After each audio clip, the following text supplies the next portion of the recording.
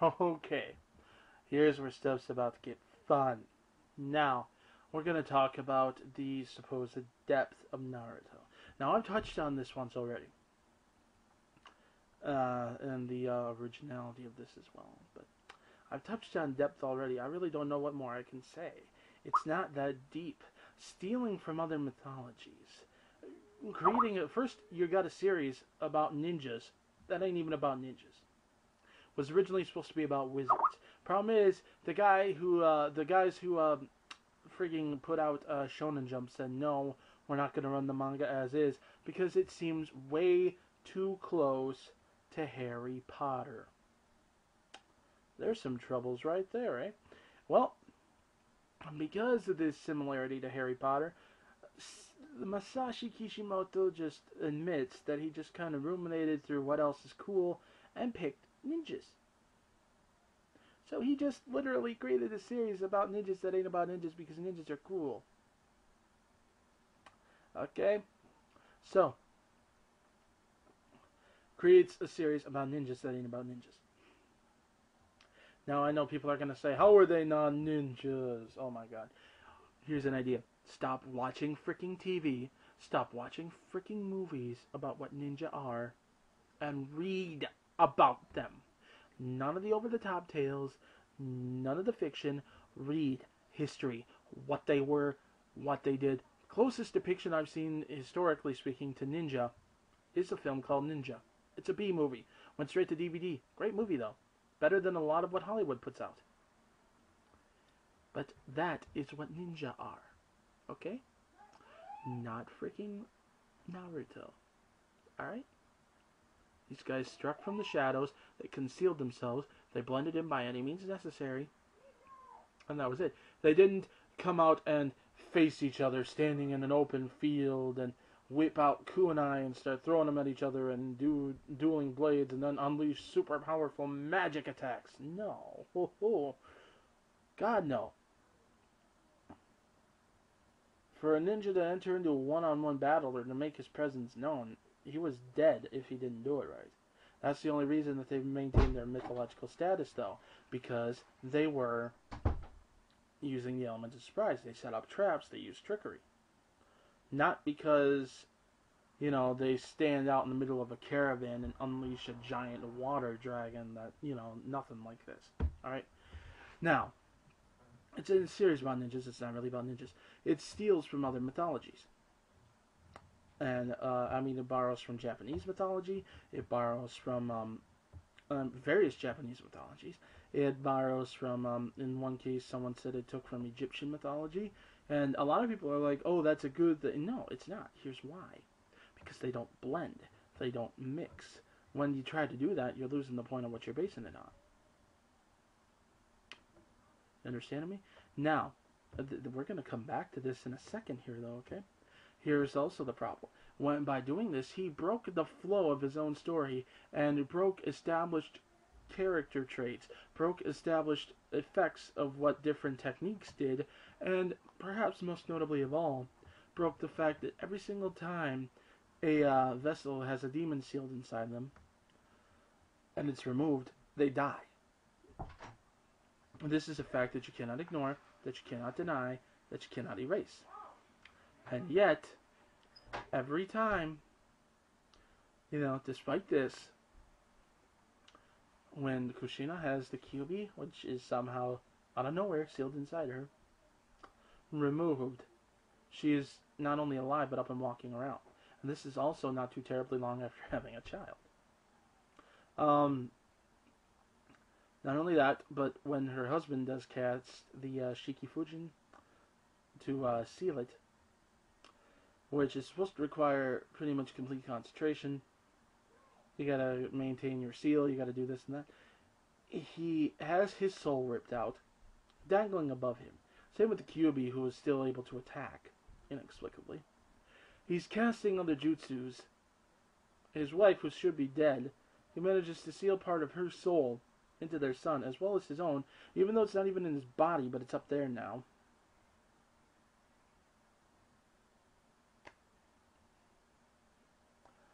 Are you seeing the issue here? This is what I mean. This is not a deep plot. This is a broken plot that is scrambling for any semblance of meaning. See, the problem with you guys is you're looking at it piece by piece. You refuse to look at the big picture. You flat out refuse to look at the big picture because it shatters your freaking vision of perfection. You got it? Now, let's move on to, well, frankly, the originality. I can tell you right off the bat, Naruto is not original in any way, shape, or form. That doesn't make it bad. Not everything that's not original is bad. Like I said, Star Wars, very unoriginal. Took the whole father-son plot, the whole, good versus evil, rebellion versus a galactic empire type thing. A small rebel force against a great big ruling class. They clashed. Not the most original story, but it was still good because of how the characters were presented, how the plot was presented, and it was done in a very good way. That's how it managed to maintain classic status despite not being original. No one faults it for not being original because no one ever claimed it was original. Alright? Now, Naruto could have still been the same thing. Why you try to cling to such claims of originality as a desperate attempt to claim it's good, I don't know. But it ain't original. At all. It's actually quite the opposite. Quite the opposite. Let's see here. It took very heavily from a lot of series, including his own brother's series. Such as, let's see here, the demons being, sealed inside multiple people, and they're used as weapons. That's the demons being sealed inside Naruto. That frankly, that was in Naruto first. You can't fault it for that. But when this series came out, it introduced the concept of multiple demon containers being used as weapons. When this came out, it introduced, frankly, the concept of let's see here. The fact that this spirit is not in fact passive, but it's malevolent and actively plotting to take over. It introduced the concept of an organization going around hunting these things to place them into a giant weapon.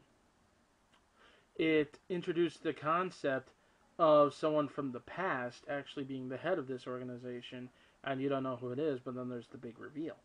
And it turns out to be someone related to one of the main characters.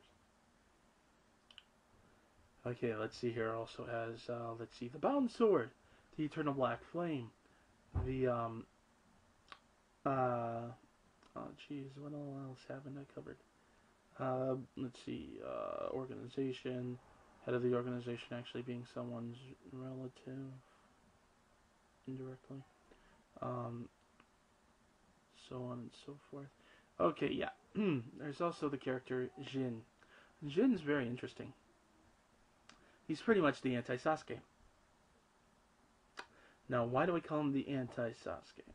Well, because he's kind of like Sasuke in that when he meets up with Gio, the main character again, he's fully intent on killing him.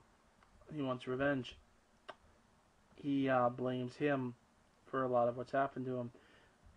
He hates him with a passion. Their whole battle actually reminds me an awful lot of the whole Sasuke and Naruto fight, except Gio's not chasing Jin. About the motives behind it, the whole fact that he's angry that he lost his family, all that. Yeah, that's there. And here's the thing: Jin learns to let go of his hate. Jin learns that hatred and revenge, it's a never-ending cycle. Now see, whereas Naruto has this theme of war is always hatred no matter what, then, which is frankly not true. And it's also diametrically opposed to one of the themes expressed in Dragon Ball, which is that there are those whose voice people who, your voice cannot reach them. They can't be reasoned with, and you have to deal with them accordingly. That's real life. There's some people who, no matter what you say to them, are not going to stop. They're not going to change. And you got to deal accordingly. And these people, you know, you got to deal with them accordingly. And that's something that's also expressed in Opart's Hunter, which is his brother's series, because in that series they know for a fact that you cannot, always say that war is born out of hatred. There's a large fight going on throughout the series, civil war basically, where the people involved are fighting for their freedom. Not because they hate someone, it's a freedom fight. So, yeah, that's frankly a bullcrap statement. But, there's all kinds of stuff that's appeared in this series and frankly happens first before it shows up in Naruto. Then there's also several things taken from Dragon Ball. Now you can claim that they're homages, or you can claim that they're rip-offs. It doesn't matter. The fact is, it did get the idea from somewhere else.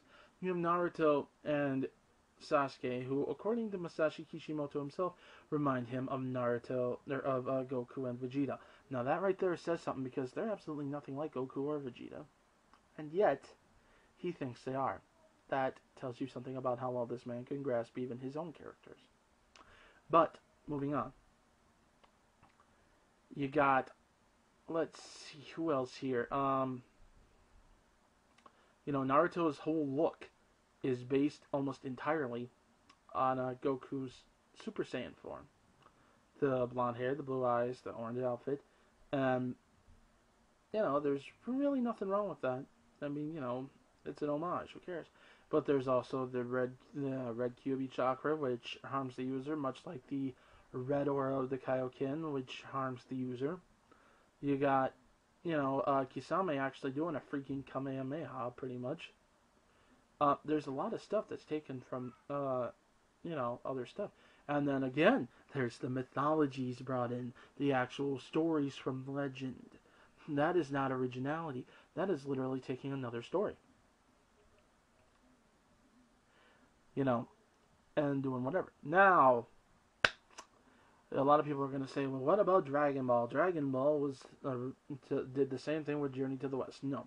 Dragon Ball took a small portion of its story from Journey to the West, and it was spoofed.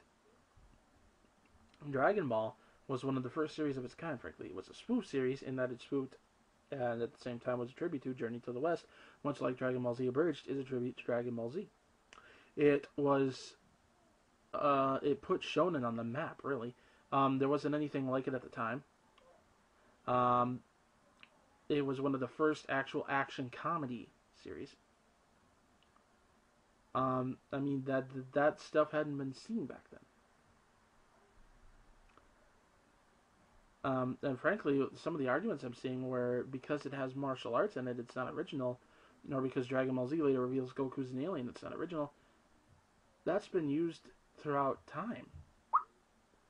To say that, you'd have to say nothing that's been out in the last 1,000 years has been original. But anyways, I digress. The point is, Naruto is nowhere near as deep as you like to make it out to be. Naruto is nowhere near as original as you guys like to make it out to be. Now, this is not necessarily speaking on the quality of the series, which is crap, mind you. But it is dealing with your delusion. Might want to let it go, guys. Seriously.